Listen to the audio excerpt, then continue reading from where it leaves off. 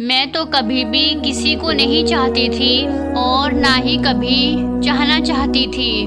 मैं तो हर वक्त खुश रहने वाली लड़की थी, रंगों की दीवानी, तितलियों से दोस्ती रखने वाली लड़की थी। मैं अपनी छोटी छोटी खुशियों में मशगूल रहती थी। उदासी को तो मैं कभी पास भी नहीं आने देती थी।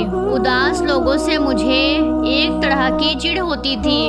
अपनी मीठी मीठी बातों और शरारतों की वजह से मैं अपने पूरे खानदान में मशहूर थी। मैं बहुत खुश मिजाज लड़की थी। मैं अपने आसपास के लोगों को भी कभी उदास नहीं होने देती थी। मेरी लाइफ में सब कुछ बहुत अच्छा चल रहा था, लेकिन फिर मेरी ज़िंदगी में तुम आए। मैंने खुद से ज़्यादा तुम पर भरोसा किया।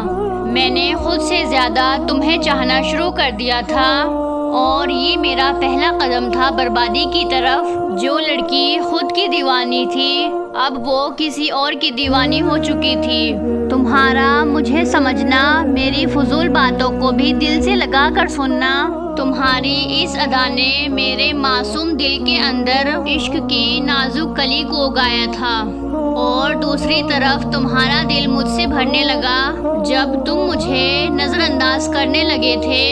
आहिस्ता आहिस्ता तुम मुझसे पूरी तरह दूर हो गए। मेरी सब बातें तुम्हें बेकार लगने लगी थी। मेरी फिक्र से तुम्हें चिढ़ होने लगी थी। यहाँ तक कि मेरी सही बातें भी तुम्हें चुभने लगी थी। खैर, जब हद से ज़्यादा किसी को दीवानों की तरह चाहा जाए तो फिर वफा के फासले कहाँ मिलेंगे। फिर दी हुई मोहब्बत का तमाचा इतनी ज़ोर से पड़ता है कि फिर सदियों के लिए रूह पर नील का निशान पड़ जाता है। मैं अपनी छोटी सी दुनिया में खुश रहने वाली लड़की अब बिल्कुल खामोश हो गई हूँ।